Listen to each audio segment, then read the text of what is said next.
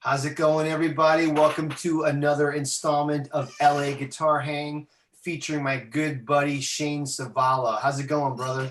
Yo, how's it going? Good, man. How are you? Yeah, I'm good, man. I haven't seen you in so long. Shane and I go way back, and we've had many good hangs together, and we've had some great gigs together, and I haven't seen you since way before COVID, right?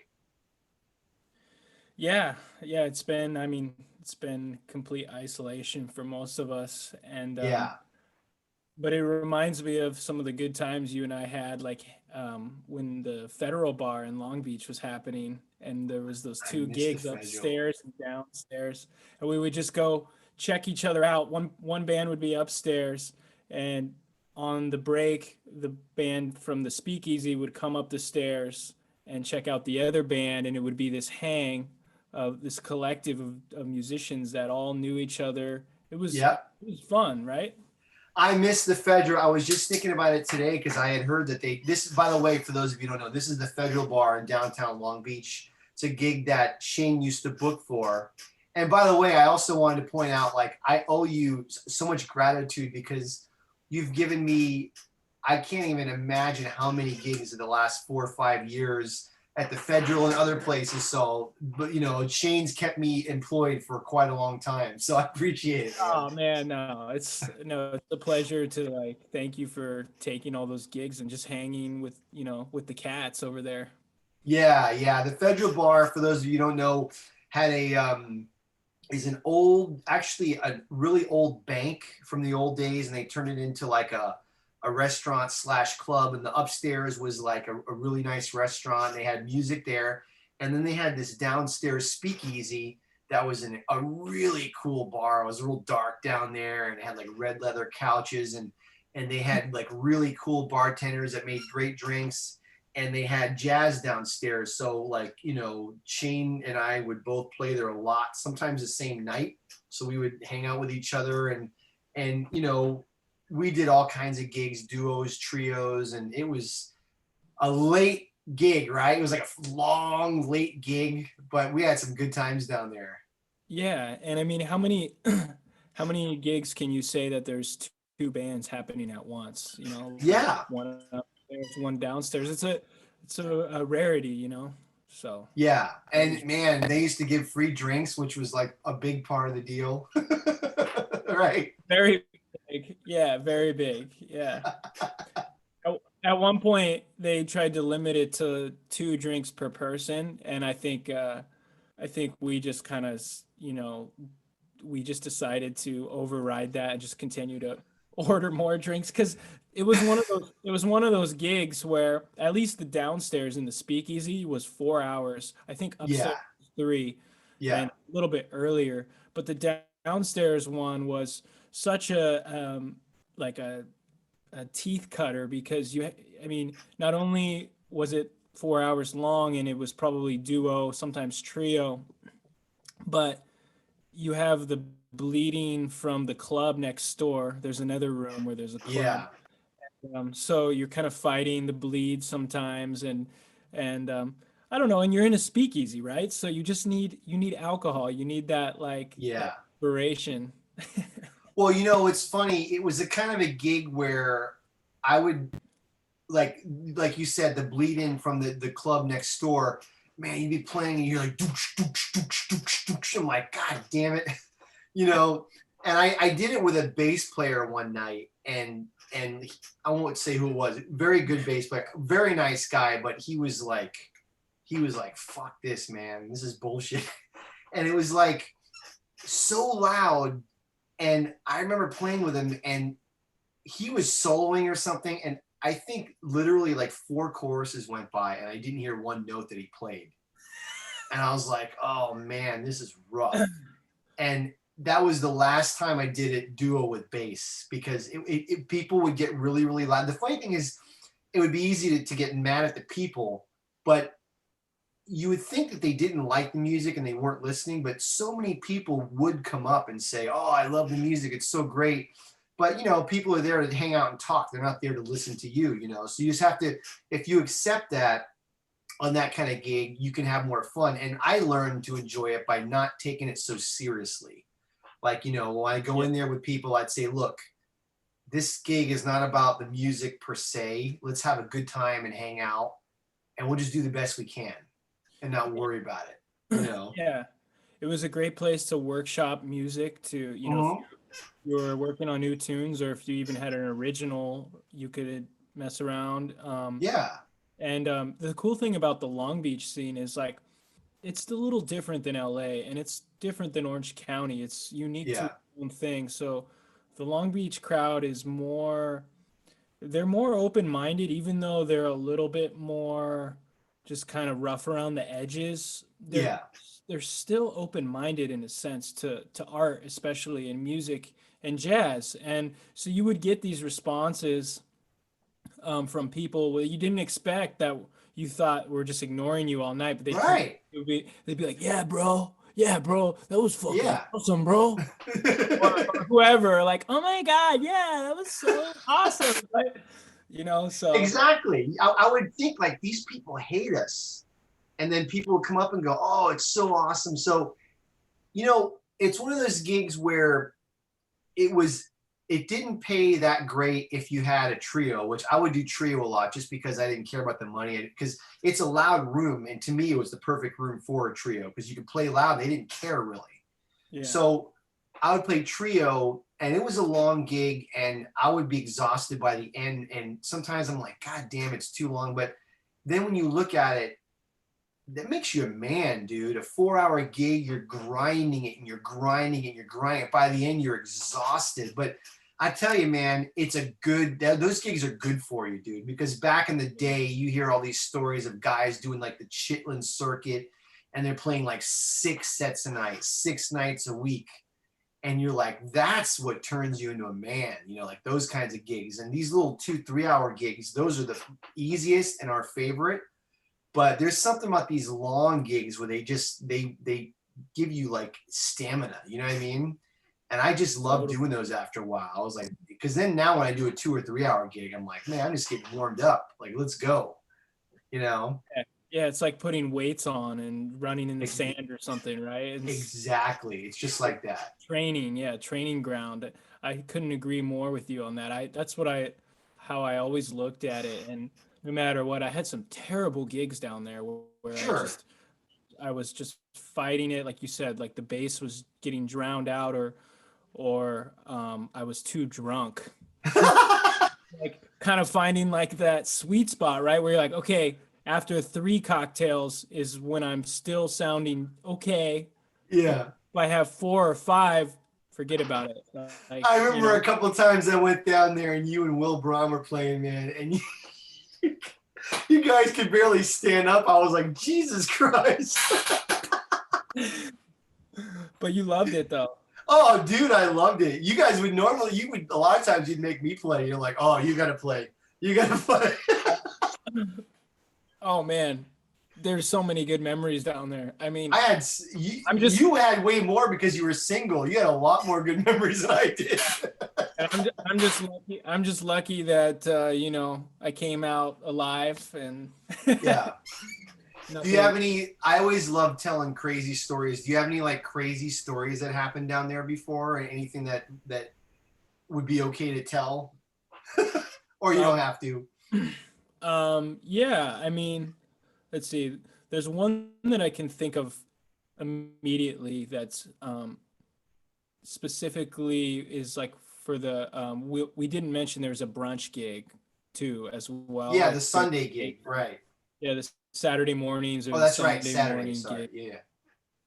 Yeah, because Will booked some of them and I booked some of them, and so one of the Sundays I booked this singer, and you know, Sunday brunch, people just hit those mimosas hard, right? I know.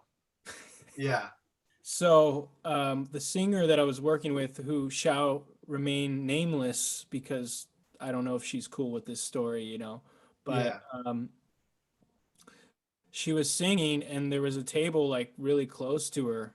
And actually, I'm sorry, she was on the break and she yeah. was sitting at the bar and wherever this other person was, just blew chunks all over her dress. What? Yeah, all over her Holy dress. crap. Yeah, and it just drenched her with chunks. Oh I God. I'm having a hard time trying not to laugh, but because it's such a terrible situation, you That's know? disgusting. Yeah. What did And she do? Did she? I she would have gone home. I would have been like, I can't they do this.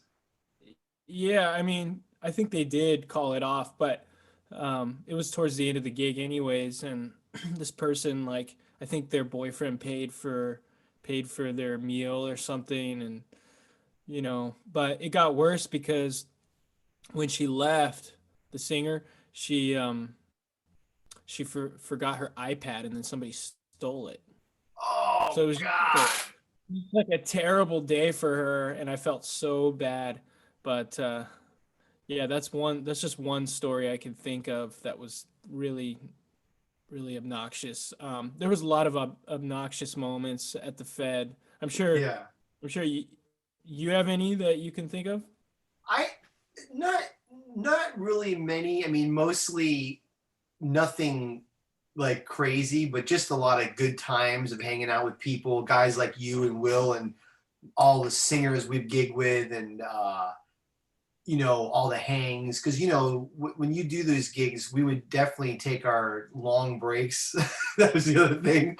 So it was like a real hang. But there was one night when it was a weird night, man. I don't know what the hell happened. Do you know Drew Simpson, the guitar player? No. He's this like really sweet guy. He's like a really big, tall, stocky guy. I think he's like the son of a famous baseball player, Okay. something like that, because he took some lessons with Pat Metheny because he's a guitar player.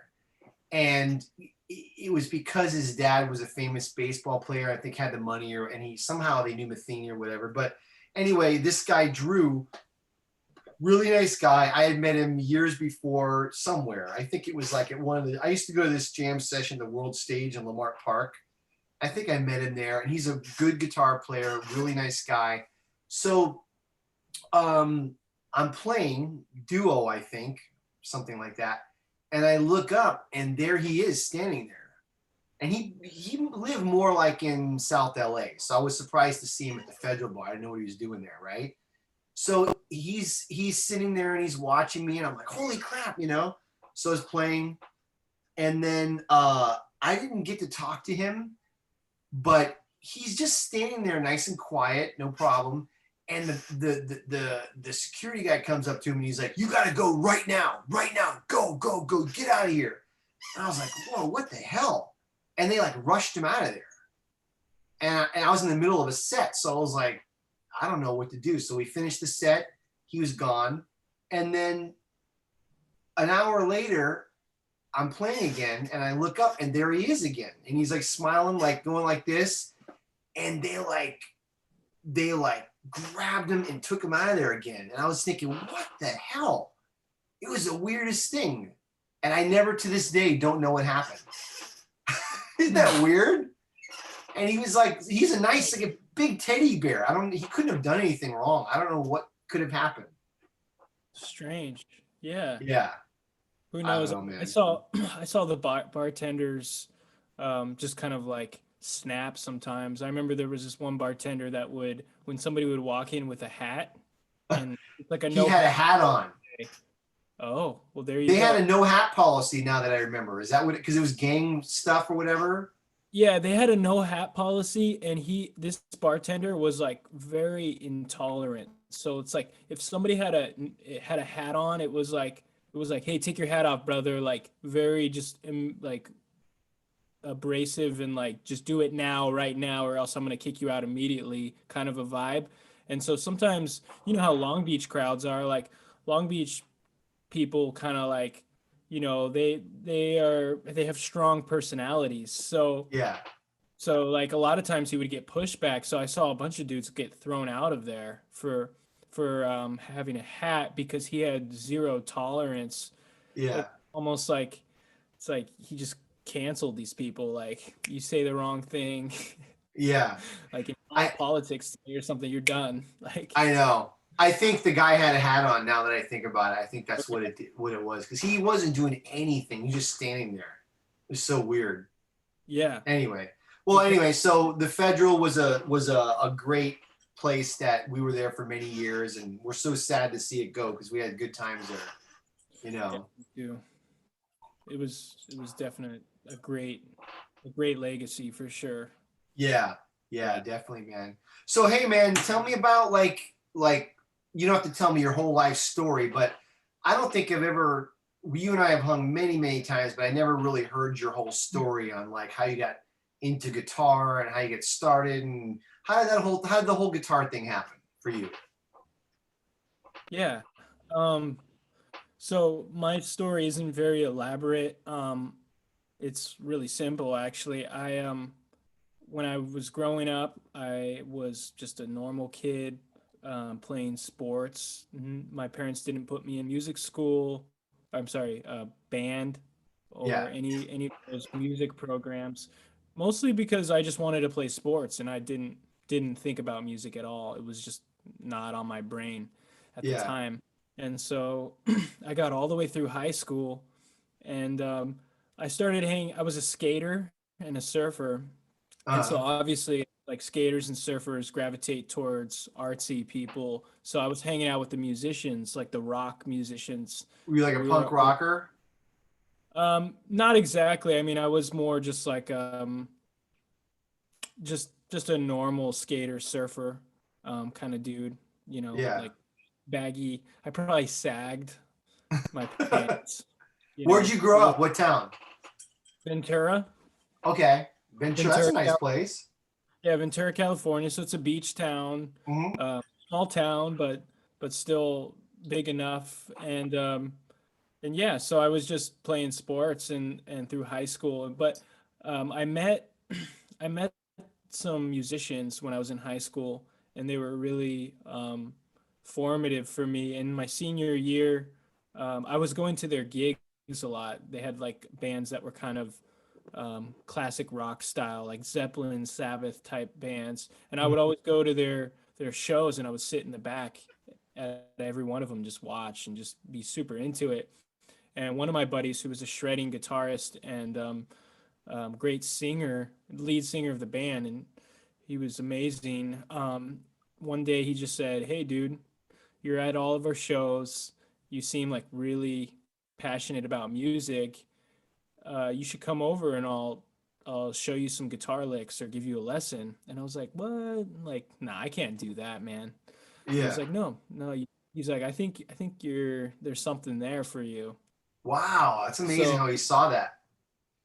yeah, so I came over and I started taking lessons from him every single week from the very first moment. And I wanted to learn Sabbath tunes. I was all about Nice. Sabbath. So I was like shedding War Pigs and a lot of Killer. stuff from Sabbath, Bloody Sabbath, and that didn't last long because I he at that time was starting to get into jazz, ironically. So Oh, okay. he was the one. His name's Max Squaltieri. He ended up going to Cal Arts and studying Oh, with okay. Larry Kuntz and doing that whole thing. He at that time was getting into jazz, so he showed me Autumn Leaves. He showed me Donna Lee and the tunes, and he was like, "Check out this Dorian scale, right?"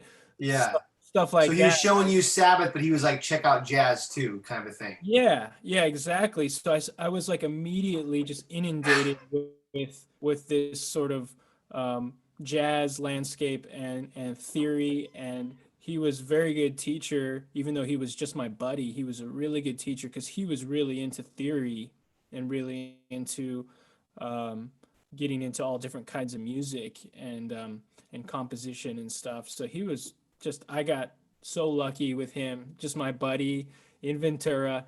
And he was your age? Yeah, he's like the same age as That's me. wild. Usually it's someone older that would do something like that, you know? Right. Yeah, no. So that was my very first teacher, and I studied with him for probably a year or so, maybe a Yeah. little bit longer. I can't remember, but and then he introduced me to this guy, Ron Ron Baldwin, who I studied with at a a guitar store in Ventura, Mhm. instrumental music. And this guy showed me how to do like conducting and like sight Really? singing. Yeah, Whoa. yeah. This dude was like the real deal. He showed me how to like sing rhythms and conduct and use like the proper ictus or whatever you call it. And Wow. yeah, so we were working on fundamentals of music really hard, and I can't thank him enough for that to this day, you know. So that was my That's rare that you get that in a music store. Usually you just get a guy teaching you licks or something, you know? right. No, I know. He was deep. You know, I went in there, I was probably a knucklehead at the time. Although, I mean, I continued to get lucky with teachers and Yeah. people that were instilling the right kind of discipline and the right kind of things to work on. So he worked with me on sight reading, sight singing, and fundamentals, and a lot of rhythmic stuff, and then we worked on soloing and stuff like that. But then from there, um, I should say that my first teacher, Max, started studying with Jamie Rosen at some Hmm. point. So Yeah. that's how that connection is made. And he introduced me to Jamie, and I started to study with Jamie after Ron. Oh, So so you Max, study with Ron, Jamie Rosen, who I yeah, interviewed recently. Yeah. right, yeah. Cool, man. So Jamie's great. Yeah. Cool. yeah, yeah, Jamie's great, and I studied Hmm. with him for multiple years, and that was really incredible. I was really fortunate to work on all kinds of cool concepts with Jamie. Super fascinating approach to music, Yeah. and he was very open. Like I would come in the lesson, and I would have this preconceived idea of what I wanted to do. Sometimes, sometimes not, and he would just be like, "Yeah, man, let's dissect that," and like he would just take his time with a concept, and we would just stretch it out and do these things that I would have never came up with. And that's how I learned how to shed better, is because you can just take these ideas and really just milk them. You know what I'm talking about, right? Sure. Yeah. Yeah. That's like that's one of the things like what I do with my students is like if we're working on improvisation, I'll just like throw different ways of approaching a tune. Like, okay, do it like this, do it like this, do it like this. And sometimes the best way to do it is like extreme limitations, you know, like, okay, you're going to play all the things you are and you're only going to solo on the D string. Go, you Right. know, and all of your licks are gone. They're gone. Now it's like, okay, now what do I do? You know what I mean? Exactly. Yeah. That's exactly what. Yeah, that's what he Things was like that. all about. Yeah. So, we would. He'd be like, the first chorus, only play a bass line. Then the second chorus, um, you do like only comping, and then the third chorus you do eighth note bass soloing, streaming eighth notes only. Then the fourth chorus, you do you have to comp yourself like consistently. You have to like he would just create these different cells, You and get to follow. yeah, these formats. So it was really good for just paying attention and kind of honing in on some skill sets for sure. Yeah. Yeah, man, that's a great way to do it because like sometimes people, and I do a lot of this now where I'll just play. I don't do any of that stuff anymore. But now I'm like, I should get back to that, you know, because you say, okay, do this one on the D string, or like the next chorus only play in the second position no matter what, and then the next chorus play one quarter note per bar. You know what I mean, or stuff like that. You know what I mean? And Yeah, it's a great way to practice. It really is. It opens your creativity. Yeah. Well, I think it can also stifle um your creativity too. If I think what I've learned, and I'm sure you have too, is like if you don't just practice performing and improvising as its Yeah, own entity, then you're not gonna get to your full potential with that. And sure. if you don't isolate specific weak points, like really like make an etude because you suck at playing on the bottom three strings in Yeah, the seventh fret area, whatever, right? Then you're never going to get good at that unless you do it, right? So what I learned over time, and I heard guys like Larry Kuntz would just dedicate like 45 minutes to just improvising freely, right? Like just pick up your guitar, turn the light off or whatever, and just go, just play, don't think, just use your just be right on the edge of your consciousness or whatever, just let it take you. And yeah, if you don't practice that, then I mean you're definitely missing out in a certain sense, right? absolutely. I mean, I've been doing that thing for years. I got that from the great guitar player Joe DiOrio in one of his videos. He calls it gesture improvising. Same thing, where he talks about the right brain and the left brain approach. And the left brain is all your practice scales, your arpeggios, your theory, your concepts. The right brain is all creativity. And his thing is a lot of guitar players don't work on the right side, only the left side, right? So anyway, so he would just say the same thing you said, like you just improvise freely, no tempo, no key, no licks, no chord changes, nothing. And you just play. And man, you do that for 20, 30, 40 minutes, you're like in this zone. Then when you go play a tune, your creativity is right and you're dialed in. And that's a great way to practice. I tell my students to do that.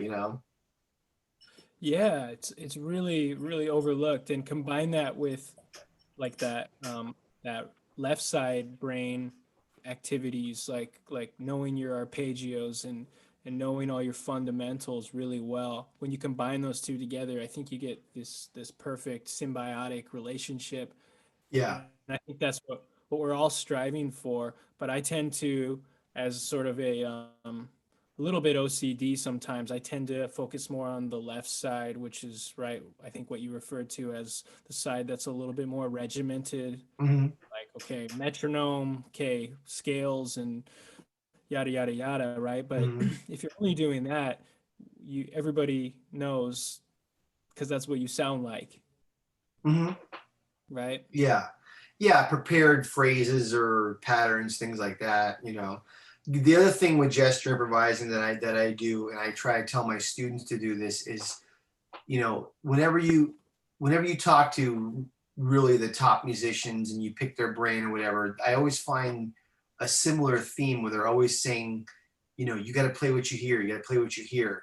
So what I'll tell people is when you're gesture improvising or playing freely, you should sing every note you're playing so that you're hearing everything that you're playing. And that should bleed into everything when you're improvising, whatever. You should be hearing everything you're playing at all time because it kind of cuts out a lot of bullshit. Because guitar players, we tend to run our fingers sometimes, especially if someone has chops, they'll just play a lot of garbage. If you sing while you play, you're really playing everything that you're hearing. And because you're singing, you're taking breaths, which means you're pausing, which means you're breaking up your phrases more. And it just makes everything more musical. And the other thing that I really notice is when someone's singing while they're playing, their time is better, their rhythm is better. For some reason, when you're singing, it's so physical that your time is more dialed in. You ever notice that? I don't know if you've done that with your students or not, but like if they're not singing, they'll be playing and the time's not quite that great. But then when they sing, they simplify and everything's like locked in. And I'm like, every time you sing, your time gets better. I was wondering if you noticed that with your students or whatever.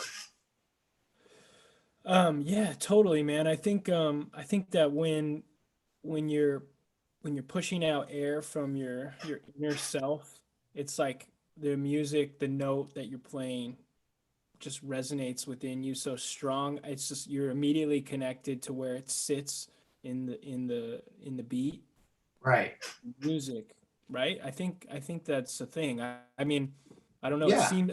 Yeah, it seems to be that for me too. But when But you're scatting, you're not going to scat out of time, right? You're physically, you can feel the time, so you're scatting right in, and then you're going to play what you're singing, so it all lines up. yeah, although I'm gonna play devil's advocate for a second. Uh, Um, why is it then that so many saxophone players have bad time? I don't know. I had to bash on saxophone players for a second, because I guitar players and saxophone players are notorious for having like, you know, like just running lines that end up speeding up too fast, or just rushing. yeah. You know, Yeah, I don't know. I find in my experience playing with all different instruments, usually guitar players' time is usually not as good as sax players for that I've seen. But I mean, most sax players that I play with usually do have pretty good time. But I'm sure. I mean, there's bass players I play with that have bad time, which is like unthinkable. But it happens. There's drummers I play with that have bad time, which yeah, that's yeah. really unfathomable. I just meant in the sense that like when you listen to like young saxophone students or Yeah, guitar students, like the last thing they think about, because they're being inundated with like, oh, play this scale, this, information. play this melodic information, as opposed to like if you literally played harmonic garbage but played rhythmically astute, I would be way more intrigued. You know Yeah, what I'm saying? yeah. Yeah, it's challenging because when you teach someone new to improvising, and I love teaching. We both teach. I've been doing it for years, and I'm a big fundamentals guy. Like I'm all about learn your instrument because I always feel like when I get someone in who's struggling, it's because they don't know their instrument. It always comes down to that. It's like, oh, you're playing here all these bad notes because you don't know D Dorian in that position or whatever. If you knew D Dorian there, you wouldn't be screwing up all these notes. And like what you're saying, some people say, well, the notes aren't important. It's about the rhythm. I usually try to get their notes together first because sometimes if they have a bad ear, it could just sound really bad. Their rhythms usually, to me, like if you're gonna play bad notes, your rhythm has to be impeccable, and usually no one's rhythm's that good.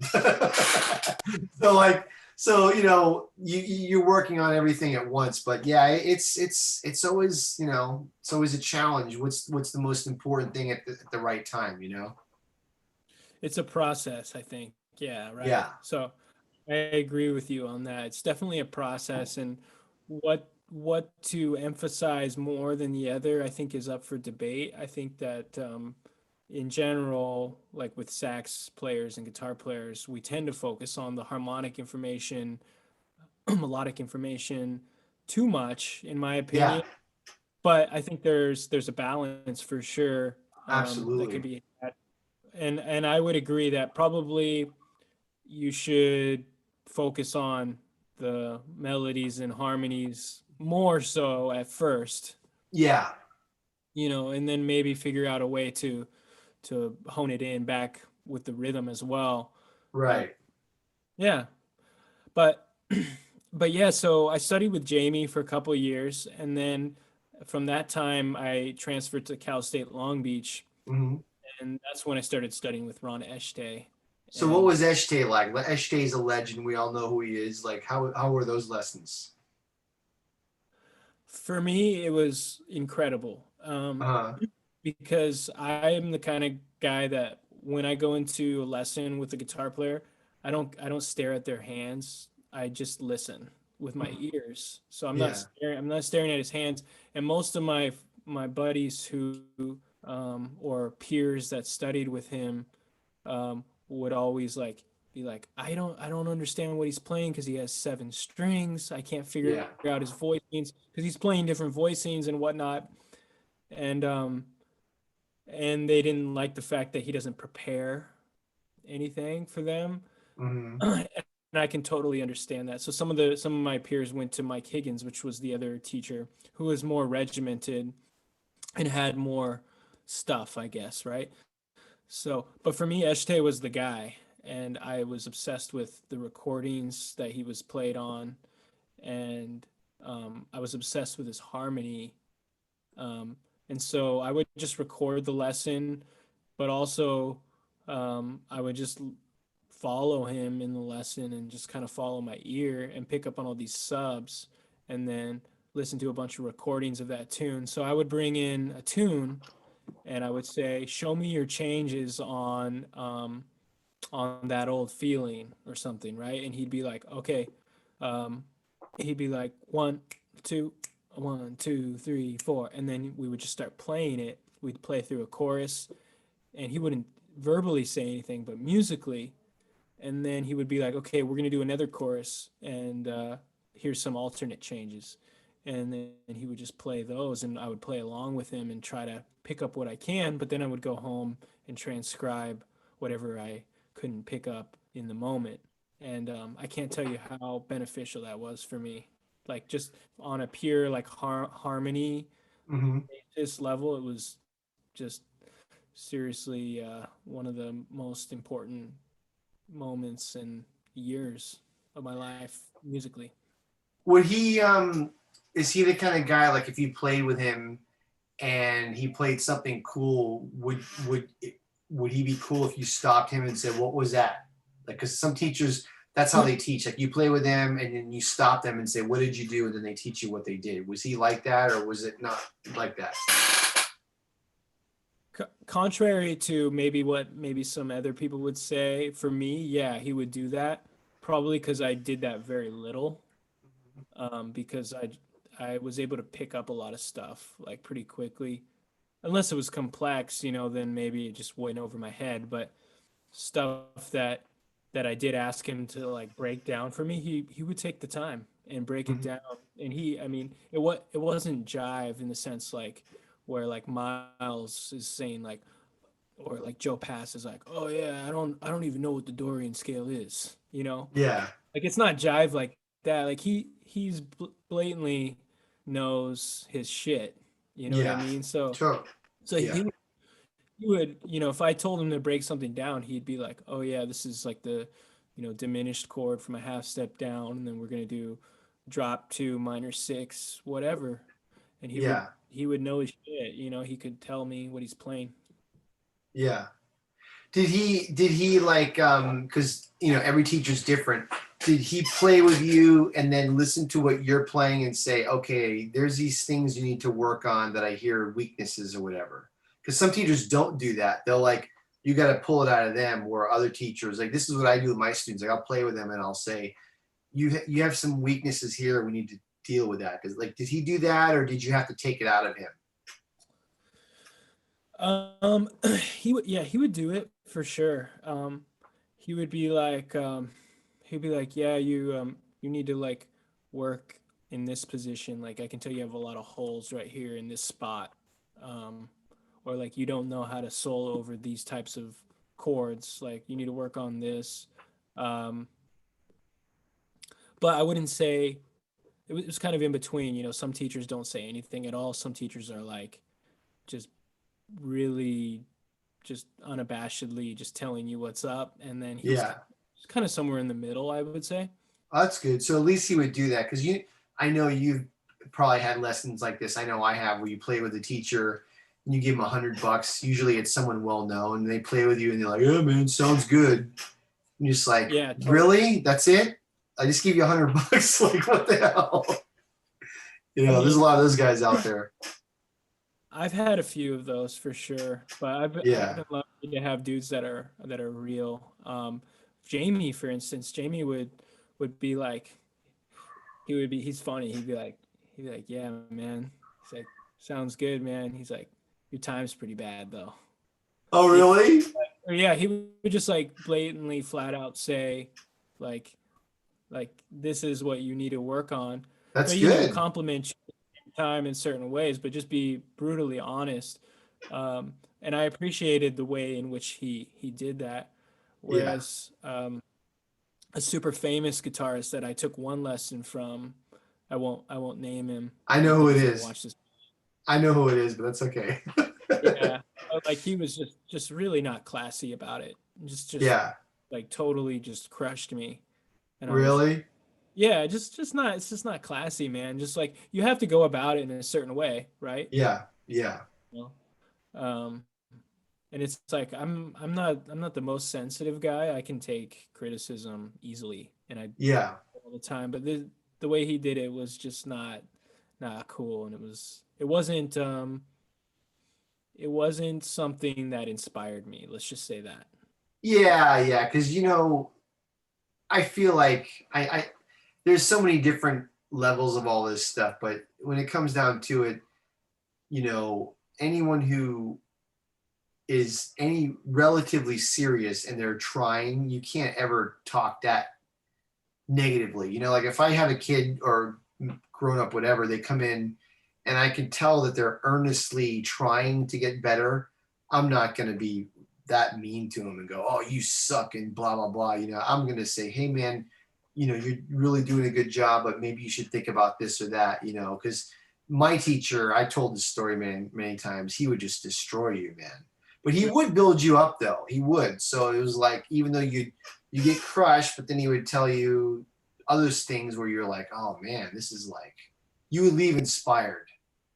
You know what I mean? That's all there is to it. And that's good business. Your student leaves being destroyed. It's like, they're not going to want to come back and you're going to lose them student. Exactly. It's good business and it's just good energy most of all, right? Yeah, man.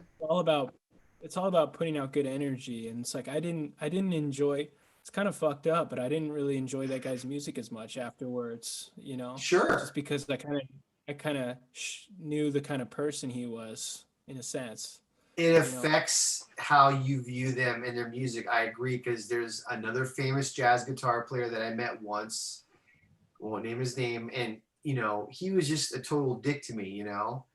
And I remember meeting him and thinking later, like, you know what? You're not that great. Yeah.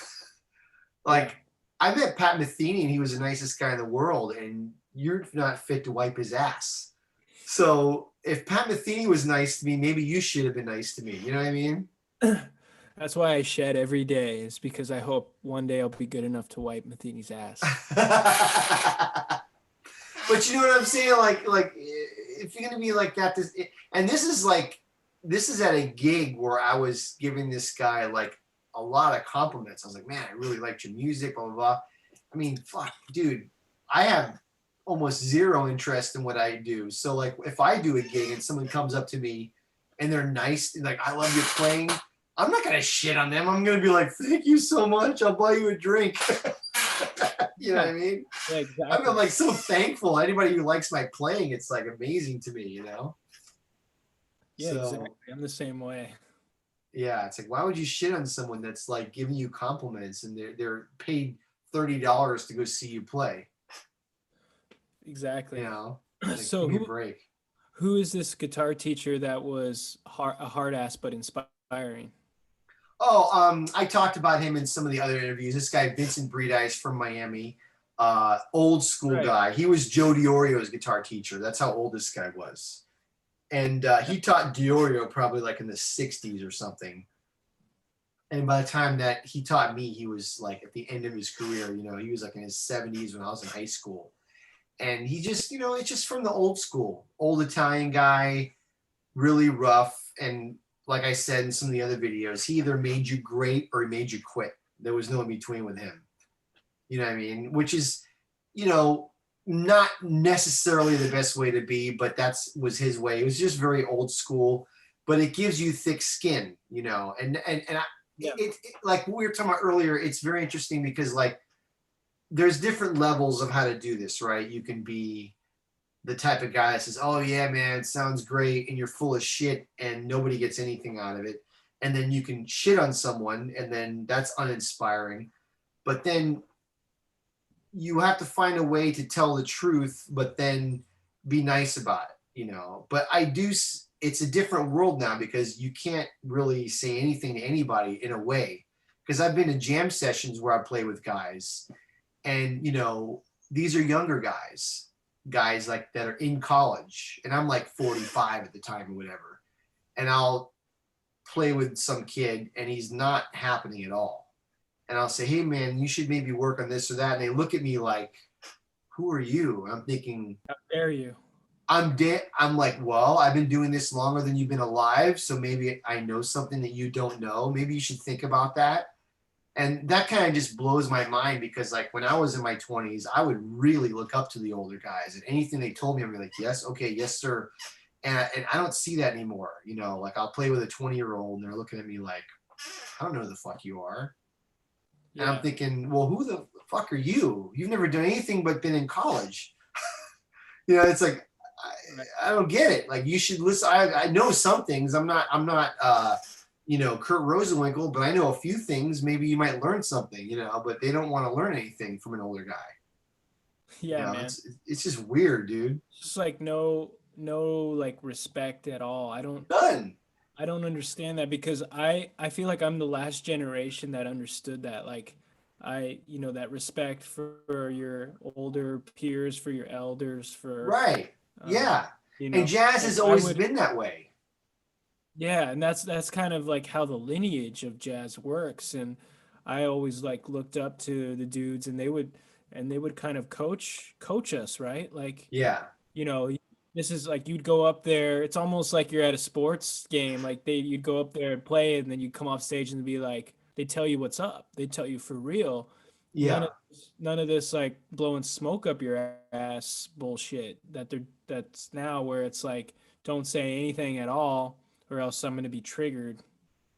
Or if you You know, say, I play with some of these young guys that get a jam or something, and a lot of them, and I'm very supportive of anybody who puts their life into this. I respect them. Anybody, young, old, doesn't matter. But I play with some of these young guys, and some of them are like they'll call a tune, and they're terrible. They don't know the tune at all.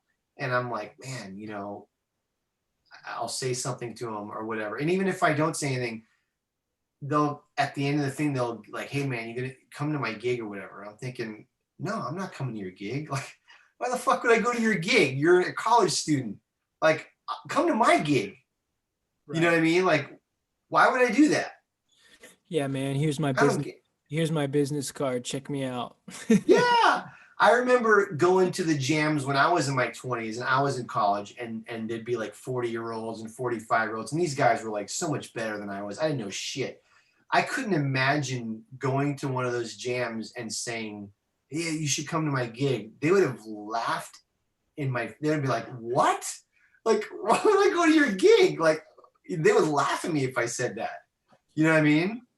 I think like I don't know what it is exactly, but I think like the whole concept of hierarchies or something is like completely lost. Like they think everybody should just be equals or something. That's exactly what it is. It's like, I don't know I'll play what with that young is. guys and it's like, oh, we're all peers. And I'm like, no, we're not peers at all. Yeah, And you know what I mean? it's healthy to have hierarchies. It's Yeah, good of for course it you. is. It's good for competition. It's good for motivation, for inspiration. It's good on so many levels. I don't understand what's wrong with hierarchies. Yeah, I don't either. And it's a thing that I've noticed in the past 15, 20 years or whatever, like where like young cats tend to only play with young cats. They'd have no interest in what the older guys are doing. And that's just so weird to me, man, because like I said, I would follow these 40-year-old guys or whatever when I was, and I would learn so much from them. And they would be kind of not mean, but a little bit rough. But if they saw that you were really earnest and that you were showing up all the time, and they would be nice to you, you know. And I would never ever ask them, will you come to my gig? I mean, that just would blow their mind. But the funny thing was, I would go to all their gigs all the time, and I would just watch and learn. And sometimes I would do my gig, and you know what? Sometimes some of them would show up just Right. because they're nice people and they appreciate that I went to 20 of their gigs. Exactly. You know what I mean? And it just nowadays you don't see that anymore. You know, it's like you get a bunch of 20-year-old guys that have no interest in what the older guys do, and then they expect the older guys to go to their gigs, and it's just like, I don't get that at all. I go to anybody's gig if they're open to anything, because I go to everybody's gigs if I can. I try to go as much as possible, Yeah, you and know. I think with that being said, it's more about instant, immediate respect. Like Yeah. they expect like the whole like instant gratification thing. It's like instant, they just demand respect. Like, oh, I've transcribed from my comfort of my own room, I've transcribed this Coltrane solo and I know how to blow now, so fuck you. Yeah. And I don't like know.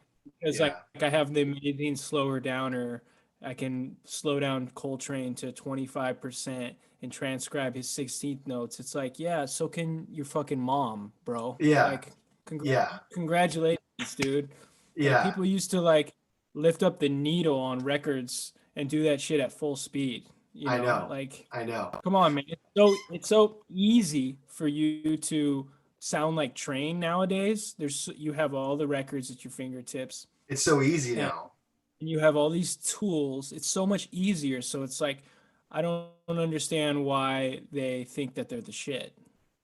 Yeah. Yeah. It's weird. I mean, I don't want to be too negative, and there's a lot of great young players that are very, very respectful and open to anything. And like I said, as an older guy, which I hate thinking that way, but I kind of am, I'm open to everything, man. I'm trying to keep up with all the young players because there's a lot of really, really great ones, and I enjoy all of them. But then I really focus on the whole history of the music because I love all of it, man. I love 1920s Louis Armstrong all the way up to Julian Lodge, and everything in between. I love all of it. If it's good, I like it. And I just get annoyed where like I'll go to see Gilad Hexelman and it'll be all 20-year-olds. And then I'll go see Pat Martino and none of them are there. And it's like, dude, what the fuck? Pat Martino is a legend and Gilad's awesome. And I go see him too. I'm at the concert just like all the 20-year-olds are there. But why are you not here and watching Pat Martino? Like Pat Martino is a legend. He was there with George Benson and Pat Metheny. Like you got to listen to all of it. It's all good. You know what I mean? Yeah. So it's just that's just me being an old cruddy dud. you Well, know. they're definitely gonna have holes, if they don't really explore the lineage of it Yeah, all. we all need to do that. Yeah. What'd you think about Eddie Van Halen dying the other day? Were you a fan of his? Yeah, I was just watching a video of him today, actually, just kind of reminiscing on it. Yeah, Obviously, since my time with rock, well, shedding rock was relatively short, to be yeah. honest. Yeah, you got into jazz I quickly, right? That's pretty wild. Yeah, I got into jazz really quick, and I've been taking. I'm kind of a wild card in the sense that like I basically studied jazz. I mean, I took lessons from day one of picking up the instrument, which is in itself kind of abnormal for the guitar. Most guitarists start out by like noodling around, right? Yeah. They have a period where they never took lessons, you know. But for me, Hmm. I've been taking lessons since the very beginning. And well, I haven't been taking lessons for a few years now, at least. Yeah.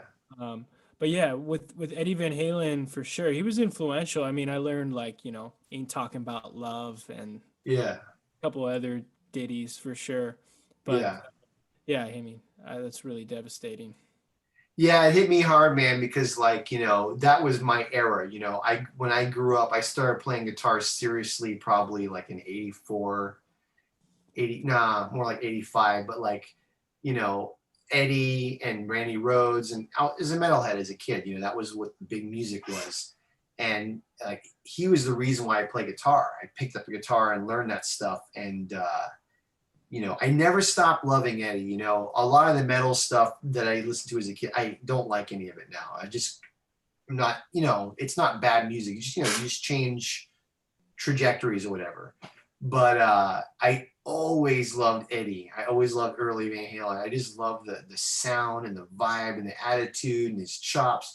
He had all these chops, but it was very, very bluesy and funky and groovy. He just had the whole package. And having him die the other day. I mean, we all saw it coming. We knew he had cancer, but man, I was like, fuck, dude, it just sucks. Yeah. It's like a part of your Just another- childhood that's gone. You know? Yeah, and another crappy addition to 2020.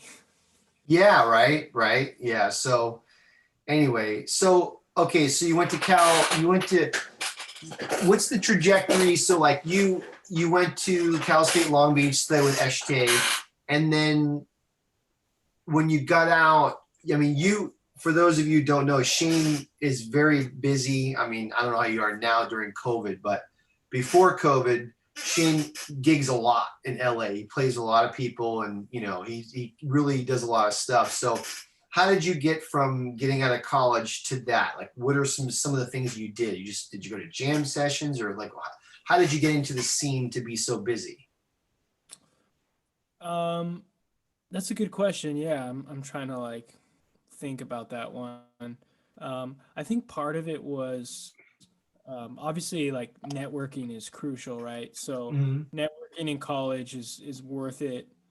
At Cal State Long Beach, I met so many fantastic musicians that I work with to this day, and most importantly, I made some great relationships with vocalists. Mm-hmm. Um, and that's kind of what I became known for around town is like just being able to accompany singers Yeah. really well. I took I spent a lot of time working on tunes and the Mm-hmm. American Songbook and working on just making things feel good and being appropriate for every moment for whatever the tune calls for.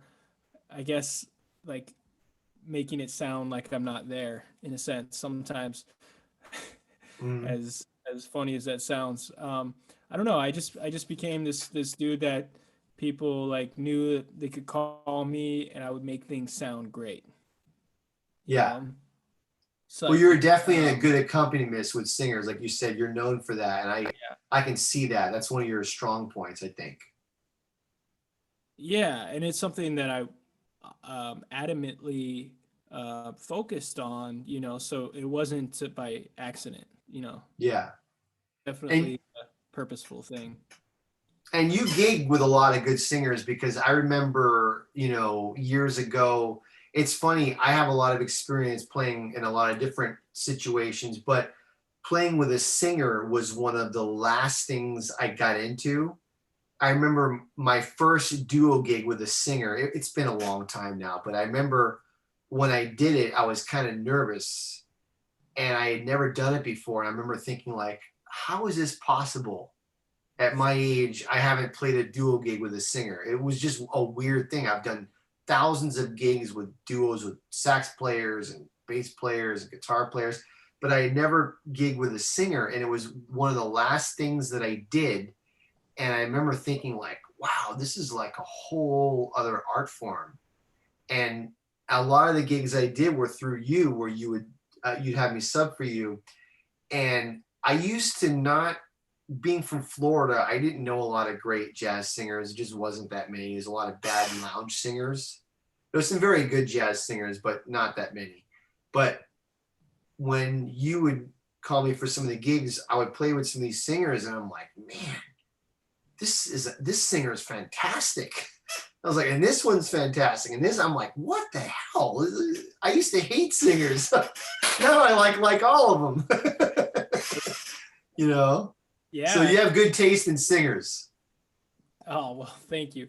No, I mean, like I said, I was lucky to like meet some of my favorite musicians when I was at school, and like you can attest to this. Like, the first person I think of when I think of you and I is Maria Schaefer, She's my because favorite one.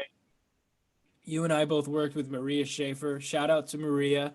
Maria's You the and I both best. worked with her.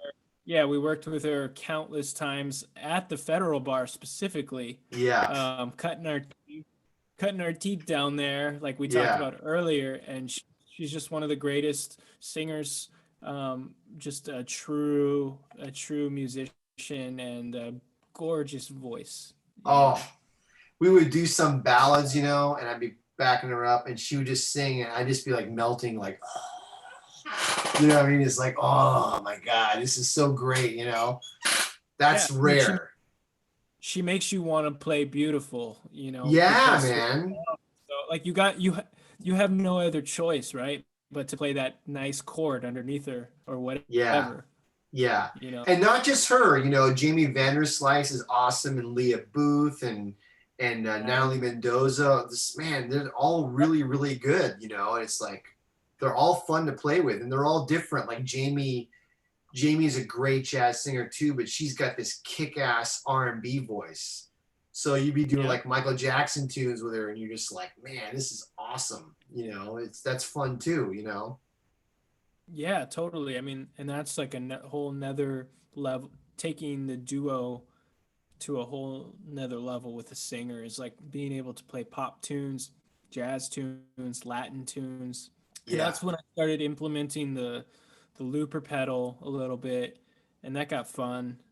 And I've been doing that since. Yeah. And yeah, so for me, the song has always been about lyrics a lot, Yeah. Yeah. a lot of times. So that's kind of what drew me in is the fact that that I think about the lyrics a lot, and Yeah. yeah, and a lot of these tunes that they sing I enjoy, and so I'm just genuinely just listening to them sing when I play, and I think Yeah. that's like what a lot of instrumentalists like don't understand is like I'm actually just listening to them when I play. Well, yeah, yeah, totally. I mean, the other thing when you're talking about tunes, you know a lot of tunes, right? It seems like you know a lot of tunes. I know they all have books, but most of them you probably gig with enough where you don't need to look at the book anymore, right? I'm assuming. Yeah, I mean I'm notorious for I they stopped bringing the book with me because I'm notorious for not wanting to look at it. Like Wow. I actually don't like to look at music because Good for you. it just distracts me, and also I'm super neurotic with my changes. So when I see their changes, it just because a lot of times they'll just print out charts from the internet, right, or Yeah, whatever. and you want to do So your own changes.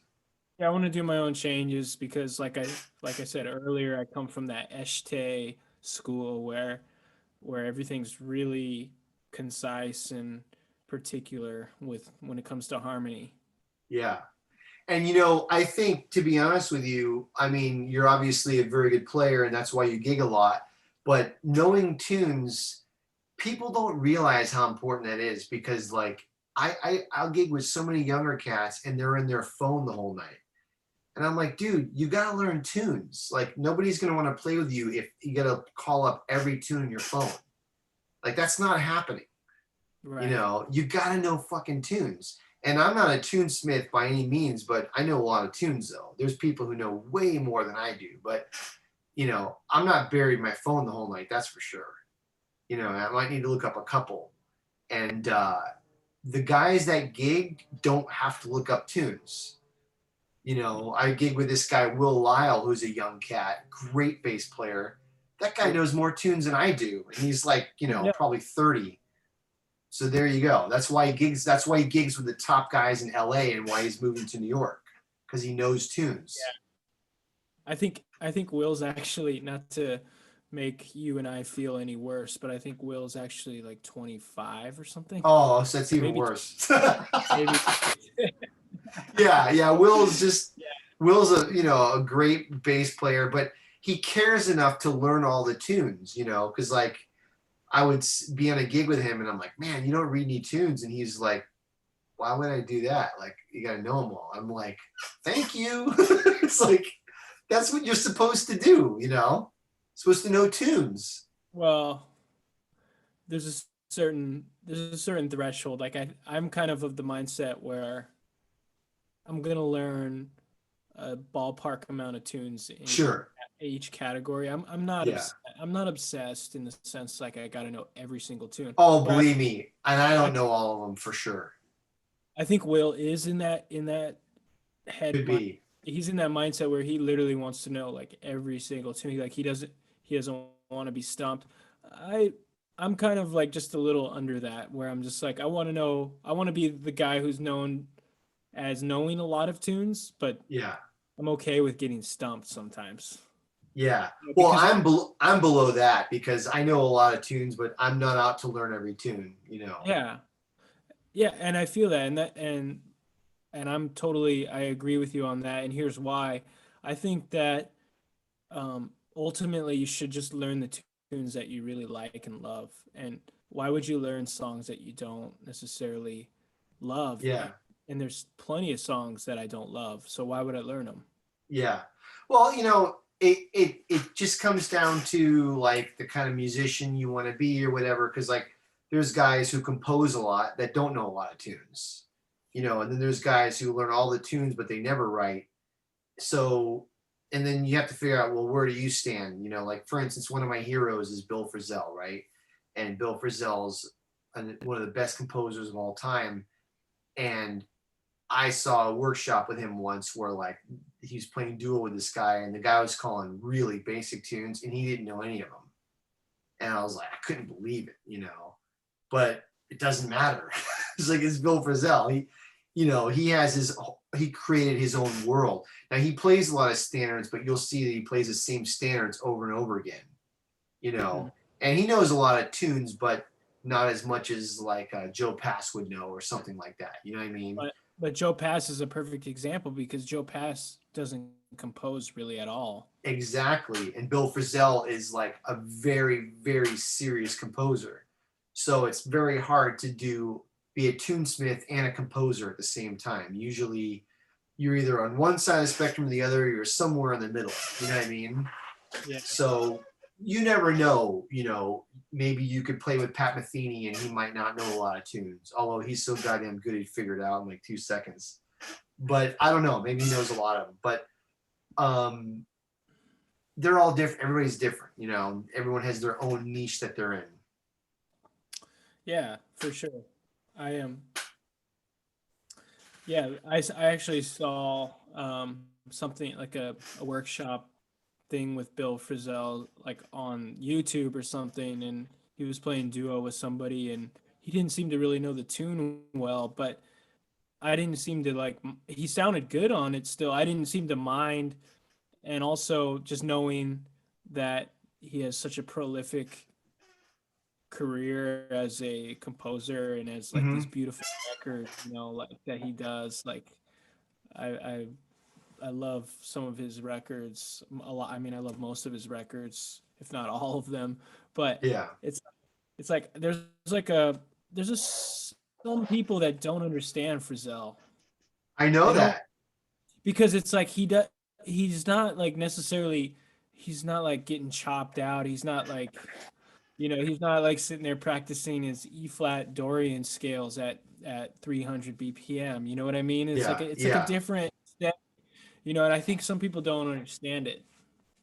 Well, I see this with a lot of like when I'm glad you're doing because like a lot of millennial guitar players I talk to about Frizzell, like I'll talk to them about him and they'll just kind of look at me with a blank face like, yeah, I don't get it. And I'm like, what?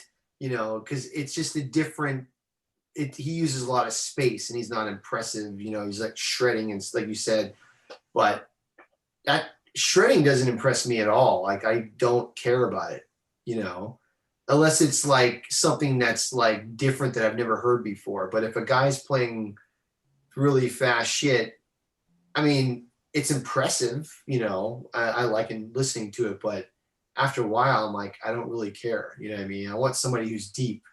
Frizzell's deep. Peter Bernstein's deep. You know, Kurt Rosenwinkel's deep, or whoever. You know, but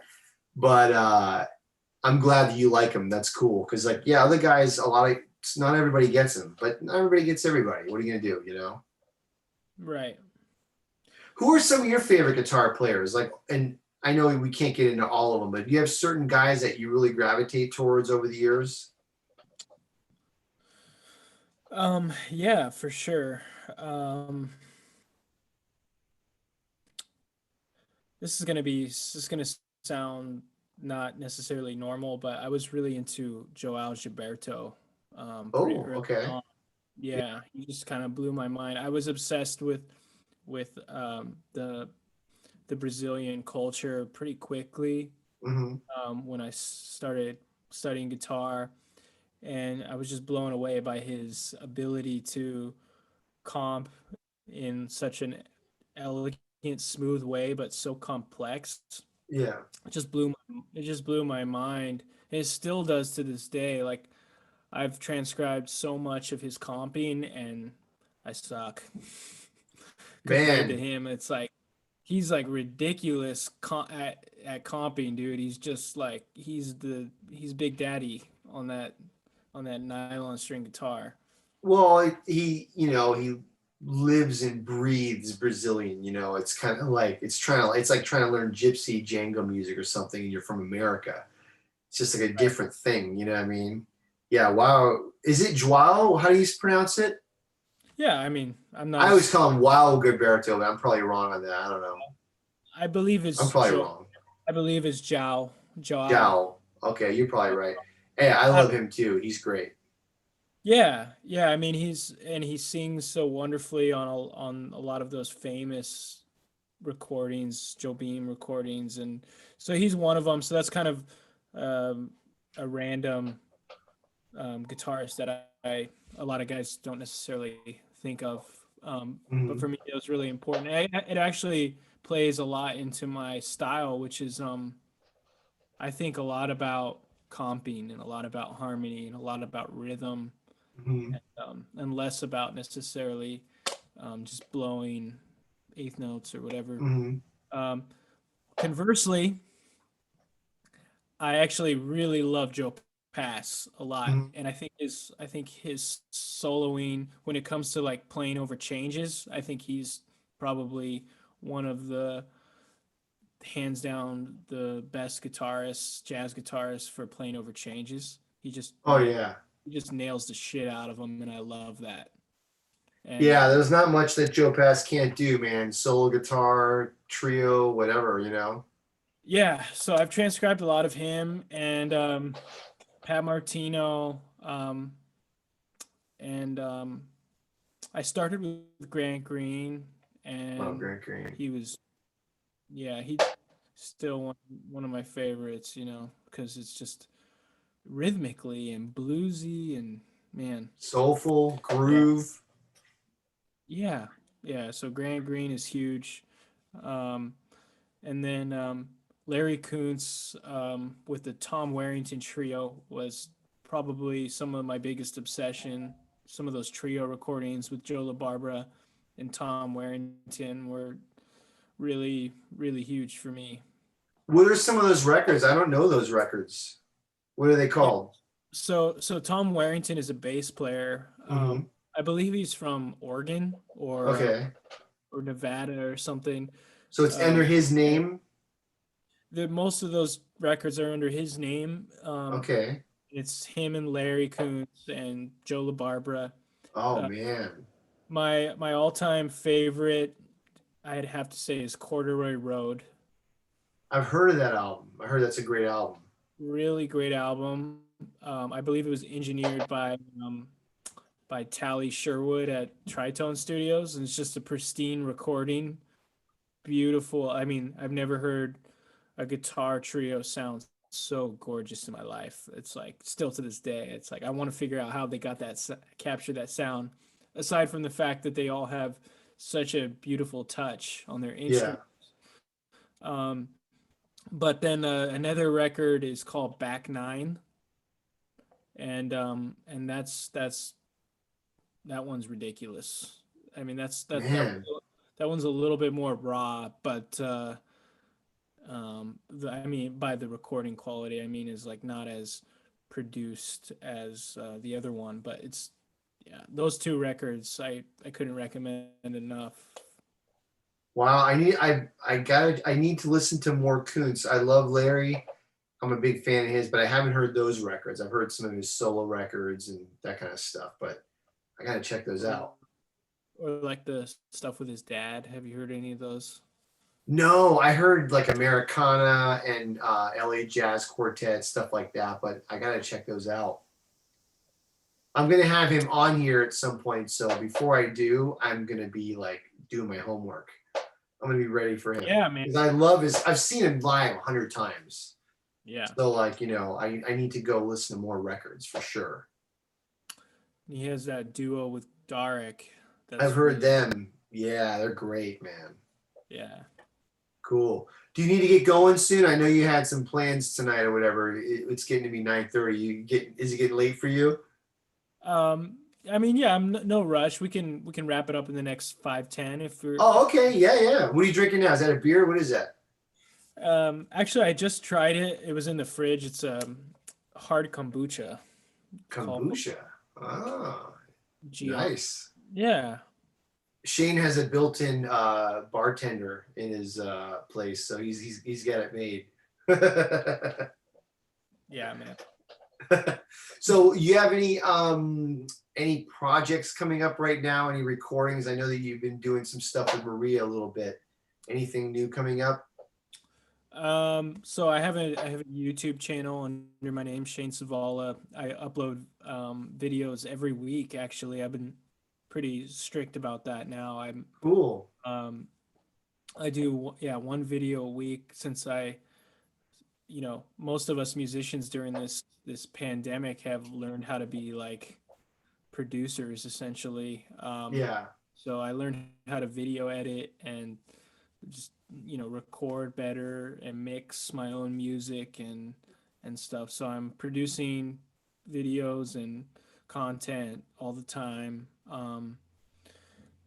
So I actually have last week I put out a video with Maria Schaefer, Mhm. and this week I'm doing a video with I think tomorrow I'm releasing the video with Jamie Vandersloot, who you brought up earlier, Mhm. and we're doing like a Prince cover. Nice. Who Nice. who died pretty recently. Um, Yeah. so yeah, that's kind of what I'm doing right now. As far as like albums and stuff, I have some stuff in the works.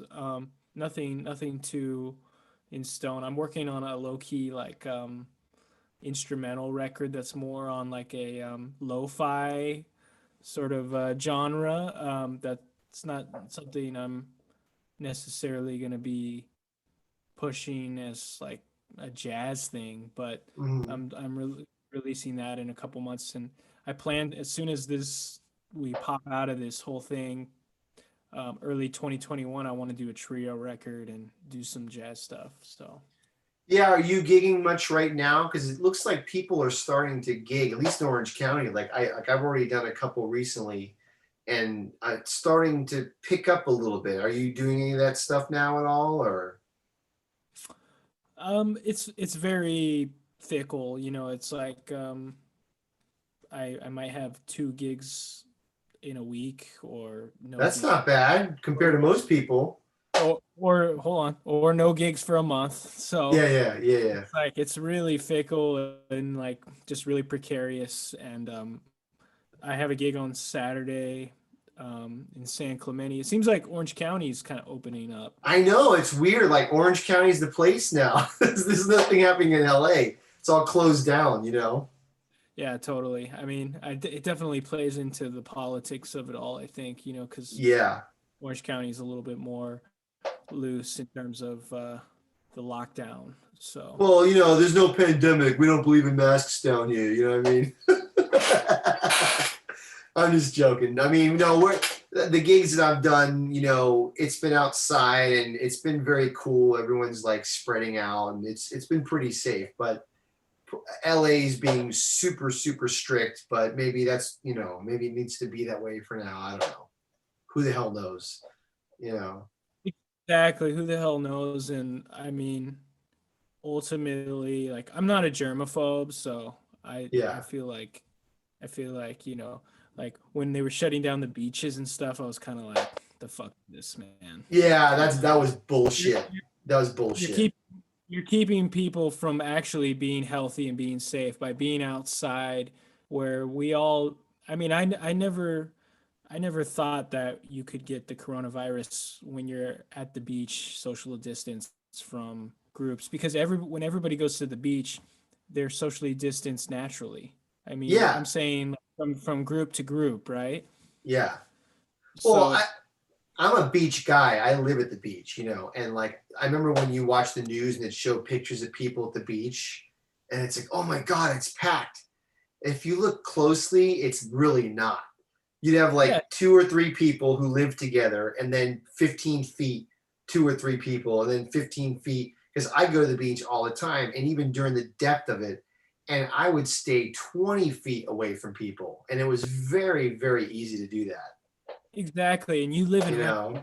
You live in Huntington Beach, which has some of the most long stretch, beautiful, pristine, open beaches with just Yep. no rocks, just all sand. There's so much real estate. Like Plenty of space. there's so much space for people to sit. Like I just felt that when they shut that down and closed the parking off, I felt like it was just like a suicide. It's like they just want people to kill themselves. Yeah. Well, it's depressing. I don't mind. I actually hate being locked up, but I go along with it. But once they try to close the beaches, I was like, I still went, and the locals would just walk there. They tried to close the parking down. I'm like, oh, I'll ride my bike. And I'd go on a Wednesday, and literally it would be me and my kid, and no one for like 200 feet. So I was like, screw you. This is 100% safe. Compared Oh, to going to the supermarket or something, it's not even close. You know, right. And then it turns out, like after 6 months of us getting shut down at the beach and parks and whatever, it turns out that it's not, they find out after research that it's not like transmittable on surface in the sun, yeah, in yeah, the all that. sun or on surfaces as much as we thought, Yeah, and so it's like, well, as far as the beach is concerned, like no shit. yeah. Now being in bars and being packed in bars, that's a different thing. You know, that's like probably pretty dangerous. But who the hell knows, man? I don't know. This whole thing's crazy. I And just, your Florida what's that? your Florida people know what's up with that. Oh, dude, Shit. they're dumbasses. I was down there in January. I mean, June. It was like Jesus Christ. Nobody was Yeah. wearing a mask. That was like the other side of the spectrum where it's like, okay, you people are idiots. Yeah, It's I mean, just terrible. I think there's a certain like balance to be had, it's like yeah, don't be an idiot, but also don't Be be careful. yeah, and also like just be careful, but don't be such a stickler that you're just like isolating yourself to an unhealthy degree. Yeah, yeah, yeah. So I don't know, man. I can't wait till this is over. I just hope that there's places left to play. I mean, will the Blue Whale be there? Will Sam First be there? I don't know, man. I don't know what's going to happen, but we all find a way to do it because, like I said, I've done a few gigs recently that were like really good, and I think it could work. And I felt totally safe. Everybody was spread out. I was like 10 feet from the drummer, and it was totally cool. So if we can get more stuff like that happening, there's no reason why we can't have live music. But that doesn't sound like a bad gig being 10 feet away from the drummer. And that's a good drummer too. Still was cool. So cool, man. Well, thank you so much for doing this, dude. It was great having you. And for those of you who want to check out Shane's music, so it's your YouTube channel is the best spot. Do you have a website as well, or just Yeah. basically your YouTube channel is the main place? Yeah, ShaneSavala.com. My YouTube channel is Shane Savala. My Instagram is Shane Savvy, etc. Yeah, it's all. And then as far as records you've done, I know you've been on a couple with Maria Schaefer. Have you done any on your own yet, or is that something you're working on? Well, Maria Schaefer and I have done two actually The that are Christmas like, duos. yeah, Christmas duo, and then we did one called Broken Hearts. That's the one that was released in 2019.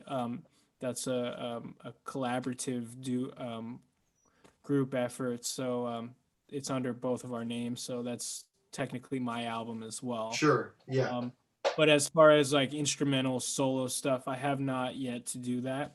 That's something I'm doing in 2021. So look out for that. And And yeah, I also play with the Jason Fabus trio. I'm on that record as well. That's right. Yeah, that's a nice record. Yeah, Cool. cool. Cool. Yeah. So check Shane out. He's a great player, great guy, and I hope we can see each other in person soon. And hey, I miss playing with you. We had some fun gigs together, man. Yeah, I miss that so much. Yeah. Well, let's make it happen, hopefully, and stay safe and keep shedding. And I look forward to seeing you soon, brother. You too, man. I hope you get that second cocktail after this. I know. I had my second one, but I got to go get one. So thanks for hanging, Yeah. brother, and we'll see you soon. All right, man. Peace. Peace, brother. Have a good one.